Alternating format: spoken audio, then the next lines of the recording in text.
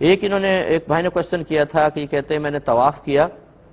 طواف کمپلیٹ کرنے کے بعد پھر میں نے عصر کی نماز پڑھی تو رکن یمانی کے سامنے مجھے جگہ ملی تھی، میں اٹھا اور میں نے رکن یمانی کو ہاتھ لگایا برکت کے لیے اور چوم لیا، پھر محسوس کیا کہ میرے ہاتھ میں خوشبو لگ گئی ہے، تو کیا حکم شرع ہوگا؟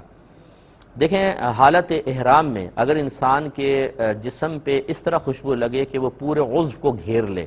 آپ کے پورے عضو سے مثلا پورے ہاتھ سے خوشبو آ رہی ہے مثال کے طور پر، اس نے گھیر لیا تو پھر اس پہ دم لازم ہو جاتا ہے، یعنی ایک بکرا یا دمبا حدود حرم میں ذبح کرنا ہوگا۔ اور فرض کر لیں عضو پہ نہیں کپڑوں پر لگ گئی ہے تو اس میں یہ ہوتا ہے اصول کہ آپ کسی کو کہیں گے یار خوشبو آ رہی ہے کہ نہیں، اگر سونگھنے والے یہ کہیں کہ یہ بہت زیادہ خوشبو آ رہی ہے تو دم لازم ہے، اور اگر وہ کہتے ہیں نہیں ہلکی سی خوشبو ہے آ تو نہیں رہی، کبھی کبھار ایک دم تم کپڑا ہلاتے ہو تو ہلکی سی آ جاتی ہے ورنہ نہیں آ رہی، تو اس پر پھر دم نہیں ہوتا ہے۔ تو اگر آپ یہ محسوس کرتے ہیں کہ آپ نے کعبۃ اللہ کی دیوار پر ہاتھ رکھا یہ رکن یمانی پر اور آپ کے پورے ہاتھ میں خوشبو لگ گئی ہے تو بالکل آپ کو دم دینا ہوگا۔ اسی لیے ہم اکثر یہ عرض کرتے ہیں کہ حجر اسود کو چومنے کے لیے لوگ وہاں پہنچتے ہیں، اب وہ اکثر ایسے لوگ ہوتے ہیں جو وہاں پہ عطر چھڑک دیتے ہیں، آپ اگر اس کو چومتے ہیں اور ہونٹوں کے اوپر پوری خوشبو لگ گئی تو یاد رکھیں آپ پر دم لازم ہو جائے گا، اس لیے بہت احتیاط کرنی چاہیے۔ بہتر یہ ہے کہ آپ حجر اسود کے پاس اس وقت جائیں جب حالت احرام سے باہر ہوں،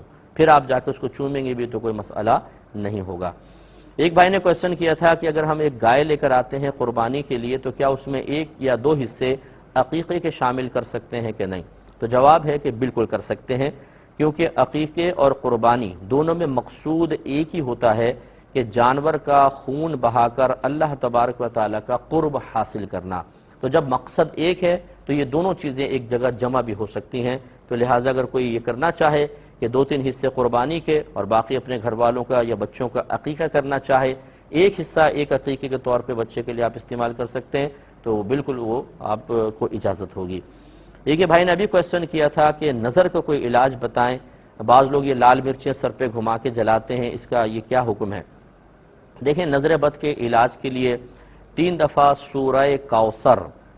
پڑھ کر دم کریں، بہت ہی بہترین ہے۔ اس کے علاوہ دوسرا قل اعوذ برب الفلق اور قل اعوذ برب الناس، یہ دونوں سورہ پڑھ کے دم کر دیں، انشاءاللہ نظر اترے گی۔ یا پھر یہ ٹوٹکے ہیں کچھ جو ہمارے گھروں میں استعمال ہوتے ہیں لال مرچوں والا جیسے ہے، 7 لال مرچیں لے لیں اور جس کے بارے میں گمان ہے کہ اس پہ نظر ہے اس کے اوپر یوں اس طرح مٹھی میں پکڑ کے 7 دفعہ گھما لیں، پھر 1 بار یا 3 بار سورہ اخلاص پڑھ کے اس پہ دم کریں اور انہیں چولہے میں جلا دیں۔ اگر تو ان سے دھانس آئے، دھانس کا مطلب یہ ہے کہ آپ کی ناک میں چڑھ جائے اور کھانسی آنے لگے، آنکھوں سے آنسو بہنے لگ جاتے ہیں، کھڑا ہونا مشکل ہوتا ہے، تو سمجھ لیں کہ نظر نہیں تھی،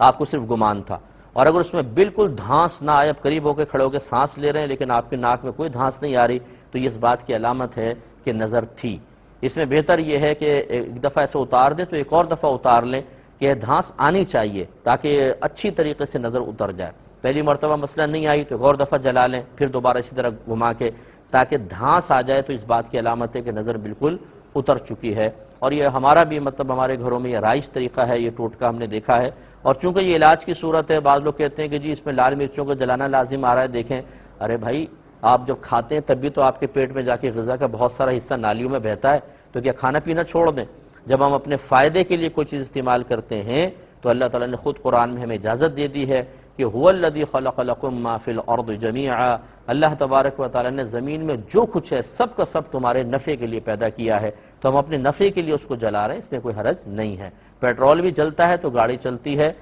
گیس جلتی ہے تو ہمارا کھانا پکتا ہے، ایک چیز کو حاصل کرنے کے لیے دوسرے کو فنا کرنا پڑتا ہے بسا اوقات، تو اس میں شرعاً کوئی قباحت نہیں ہے۔ بعض لوگ اپنی چھوٹی سی عقل کو، ننھی سی عقل کو استعمال کر کے اور اس طرح کی چیزوں پہ اسراف کا حکم لگا دیتے ہیں، یہ مطلب بیجا شریعت کے اوپر افتراء ہے، تو اس طرح کے ٹوٹکے استعمال کیے جا سکتے ہیں۔